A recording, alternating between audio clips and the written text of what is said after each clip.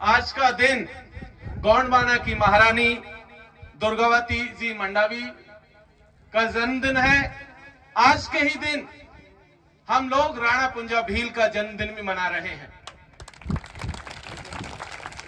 इसलिए ये दिन हमारे लिए बहुत महत्वपूर्ण है कि जो कुर्बानियां उन्होंने दी थी और जो लड़ाइयां उन्होंने लड़ी, वो लड़ाई दरअसल हम आज भी लड़ रहे हैं।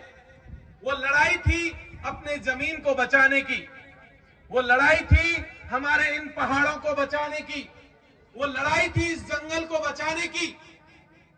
और वो लड़ाई जो 500-600 साल पहले हमारी महारानी ने लड़ी थी, राणा पुंजा भील ने लड़ी थी, वही लड़ाई आज की तारीख में हम लोग लड़ रहे हैं। और एक चीज आप देखिए कि आज से कुछ समय पहले तक दिल्ली में, भोपाल में और बड़े बड़े राजधानियों में कोई महारानी का नाम तक नहीं लेता था, दुर्गावती जी का नाम तक नहीं लेता था, लोग पहचानते नहीं थे। लेकिन ये आदिवासी समाज की ताकत है, इस पीले गमछे की ताकत है कि आज के दिन खातेगांव में 11 फुट की प्रतिमा लग रही है। और जब हम लोग खातेगांव में महारानी की गाथा स्थापित कर रहे हैं, इसी समय पर जबलपुर के भीतर आपके डर से, इस पीले गमछे के डर से नरेंद्र मोदी जी भी आए हुए हैं और वो भी वहां पर महारानी का गुणगान कर रहे हैं। आपकी ताकत है कि मध्य प्रदेश के भीतर आज ही के दिन प्रियंका गांधी जी भी आई हुई है और वो भी जो है टंटा मामा की प्रतिमा का अनावरण कर रही हैं। ये आपकी ताकत है साथियों। लेकिन कई और चीजें हैं जिन पर भी ध्यान देना बहुत जरूरी है। पिछले कुछ दिनों से जिस तरीके का चीजें चल रही हैं, हमने देखा कि इस देश की सरकार ने कुछ कानून पास किए और जिन कानूनों के जरिए आदिवासियों की जमीनों को छीनने की प्रक्रिया शुरू कर दी गई है।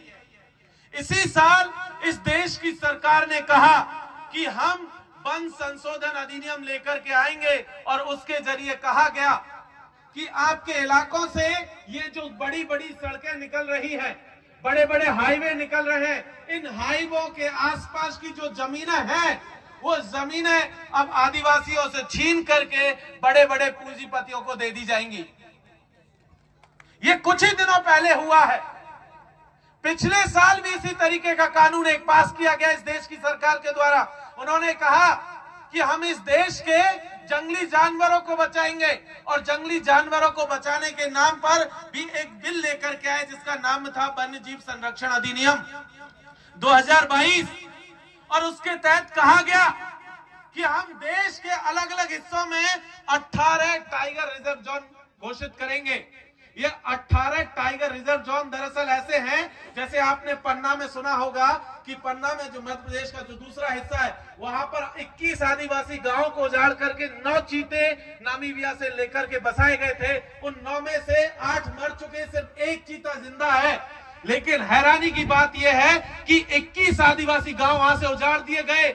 अब 18 नए और जोन बनाए गए हैं। अब पूरा का पूरा गणित लगा लीजिए, सैकड़ों की तादाद में आदिवासी गांवों को उजाड़ने की तैयारी इस देश की सरकार की तरफ से की जा रही है। तो जब हम लोग यहां बैठे हैं तो हमें यह समझना होगा कि जो इस देश को चलाने की जिम्मेदारी जिन लोगों के ऊपर थी, जो 75 सालों से इस देश को चला रहे हैं, चाहे कांग्रेस के लोग हो चाहे बीजेपी के लोग हो, उन्होंने दरअसल हमारी जमीनों को छीना है, उन्होंने दरअसल हमारा शोषण किया, उन्होंने हमारे जंगल को छीन लिया, उन्होंने हमारे पहाड़ों को बंजर कर दिया है। इसलिए जब हम लोग यहां पर बैठे हैं खातेगांव में, तो अब ये जिम्मेदारी हमारी है कि क्या फिर से हम उन्हीं लोगों को लोकसभा और विधानसभा में चुन करके भेजेंगे, या फिर इन पीले गमछे वालों को जो दिन रात आपके साथ उठते और बैठते हैं और आपके हक और हुकूक के लिए लड़ते हैं। ये तय अब आपको करना है साथियों, क्योंकि ये लड़ाई हमारे अस्तित्व को बचाने के लिए है, ये लड़ाई हमारे पहचान को बचाने के लिए है, ये लड़ाई हमारे पुरखों की विरासत को बचाने के लिए है। क्योंकि जब आदिवासी नहीं रहेगा तो ये भी मान लीजिए कि महारानी की गाथा दोबारा कोई स्थापित करने वाला नहीं रहेगा। अगर आदिवासी नहीं रहेगा तो ये जंगल भी नहीं रहेगा, और जंगल भी नहीं रहेगा तो हम सब लोग खत्म हो जाएंगे। और जब सब कुछ खत्म हो जाएगा तो यह सारी की सारी चीजें जो दिल्ली और बॉम्बे में जो लोग बैठे हुए हैं, भोपाल में जो लोग बैठे हुए हैं, उनके हिस्से में चली जाएंगी, और यही वो लोग चाहते हैं। इसलिए इस साजिश को समझने की जरूरत है। पिछले दिनों आपके मध्य प्रदेश के भीतर जिस तरीके की चीजें देखने को मिली, आदिवासियों के ऊपर सबसे ज्यादा अत्याचार, सबसे ज्यादा शोषण अगर देश में कहीं पर है तो वो मध्य प्रदेश के भीतर है। आखिर ऐसा क्यों है कि मध्य प्रदेश में आदिवासियों की सबसे ज्यादा आबादी है, लेकिन उनका शोषण भी सबसे ज्यादा हो रहा है और सरकार में उनकी हिस्सेदारी भी नहीं है? जबकि यहां पर 47 सीटें हैं जो आदिवासियों के लिए रिजर्व है, और बहुत सारी सीटें हैं जो आदिवासी बाहुल सीटें हैं, जहां पर आदिवासियों के वोटर्स की संख्या बहुत ज्यादा है, लेकिन फिर भी आदिवासियों की ये स्थिति है। हमने देखा कि किस तरीके से एक आदिवासी नौजवान के ऊपर बीजेपी के एक नेता ने पेशाब किया था। हमने देखा कि आदिवासियों के साथ नेमावर में क्या हुआ था। हमने देखा कि देश के अलग अलग हिस्सों में आदिवासियों के साथ क्या हो रहा है। और एक सवाल मैं आपसे यहां से पूछना चाहता हूं, इस देश की सरकार ने लगभग 25 साल नहीं, लगभग 20 साल पहले एक कानून पास किया था, वन अधिकार कानून 2006, जिसके तहत कहा गया था कि देश के तमाम आदिवासियों को जमीनों पर पट्टे मिलेंगे। क्या आपके पास जमीनों पर पट्टे हैं? जरा एक बार हाथ खड़ा करके बताइए कि है पट्टे? नहीं है। आपको पता है सरकार ने क्या कहा है सुप्रीम कोर्ट में? सुप्रीम कोर्ट ने कहा है कि जिन आदिवासियों के पास जिस जमीन पर वो रहते हैं, जहां उनके घर बने हुए हैं, जहां उनके जानवरों को चराया जाता है, अगर उन जमीनों पर आपके पास पट्टे नहीं है तो वो जमीन कभी भी सरकार आपसे छीन सकती है। और यही हो रहा है। आप देखिए ये जो सड़क बन रही है, दिल्ली से मुंबई एक सड़क निकल रही है, आप देखेंगे तो आपके राजस्थान वाले बॉर्डर की तरफ मध्य प्रदेश के हिस्से में देखेंगे, वहां पर आदिवासियों से सारी जमीनें छीन ली सड़क बनाने के नाम पर। इसलिए ये जरूरी है कि हम विधानसभा लोकसभा के भीतर अपने लोगों को चुन करके भेजें, वो लोग जो हमारे साथ दिन रात यहां लड़ते हैं, हमारे सवालों को उठाते हैं, हमारे हक की बात करते हैं, और हमारे अपने लोग हैं। और जब तक हम वहां पर अपने लोगों को नहीं भेजेंगे तब तक वो लोग रहेंगे, और वो लोग इसी तरीके से हमें अपनी जमीनों से बेदखल करते रहेंगे।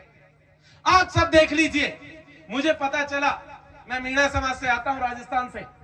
यहां पर इस इलाके में मीणाओं की भी बहुत बड़ी तादाद है, लेकिन हम देख रहे हैं कि यहां का मीणा समाज पूरी तरीके से आरएसएस की गिरफ्त में है।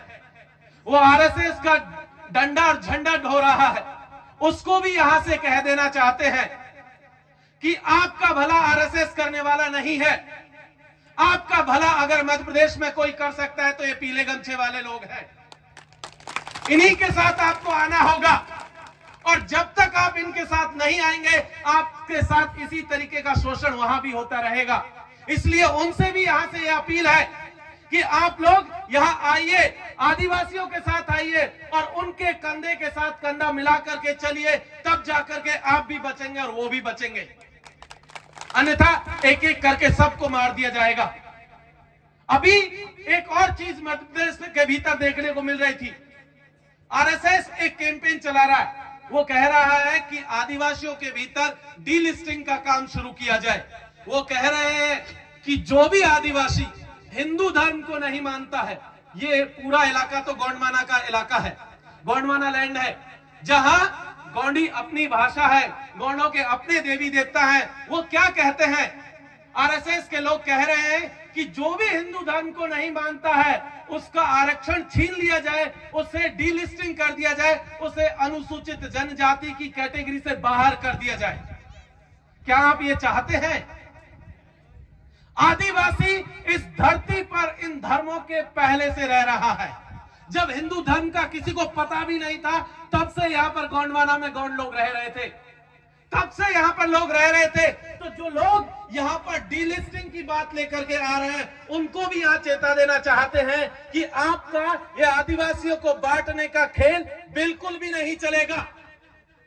यहाँ जो आदिवासियों की बात करेगा उसी को यहाँ पर रहने का हक होगा, उसी को यहाँ पर लड़ने का भी हक होगा। जो आदिवासी की बात नहीं करेगा उसे रहने का भी कोई हक नहीं है। क्योंकि ये कह देना बहुत जरूरी है कि हम आदिवासी इस देश के मूल निवासी हैं। जो लोग हमारी जमीनों को छीन रहे हैं उनको भी कह देना चाहते हैं कि जो जमीन पर हमारा पट्टा है वो तो जमीन हमारी है ही है, और जो जमीन पर हमारा पट्टा नहीं है सरकार के खाते में, वो भी जमीन हमारी है। तो जो जमीन सरकारी है वो जमीन हमारी है। ये बात यहां से कह देना चाहते हैं साथियों। एक और बात, हम देख रहे हैं कि आदिवासियों के बीच में बहुत सारे लोग फूट डालने का काम कर रहे हैं। कुछ कहते हैं कि ये तो गौंड है, कुछ कहते हैं कि ये भील है, कुछ कहते हैं कि ये भिलाला है। सब अलग अलग में बांट देने की कोशिश चल रही है। इस साजिश को भी समझना साथियों, हम सब एक हैं, हम इसी देश के बाशिंदे हैं, हमारे बीच में कोई फर्क नहीं है। जिस तरीके से एक परिवार में एक मां की कोख से 2 अलग अलग बच्चे या 3 अलग अलग बच्चे जन्म लेते हैं, उसी तरीके से देश के आदिवासी एक मां की संतान है, इसी धरती की पैदाइश है। तो इसलिए यह कह देना बहुत जरूरी है कि आदिवासियों के बीच में भी कोई फर्क नहीं है। भील जो है गौंडों के लिए लड़ेंगे, गौंड भीलों के लिए लड़ेंगे, मीणा भी दोनों के लिए लड़ेंगे, ये सब भी मीणाओं के लिए लड़ेंगे। इसलिए यहां से कह देना जरूरी है कि एक तीर एक कमान, आदिवासी एक समान। बहुत बहुत शुक्रिया। इंकलाब जिंदाबाद, फूल जोहार, संविधान जिंदाबाद।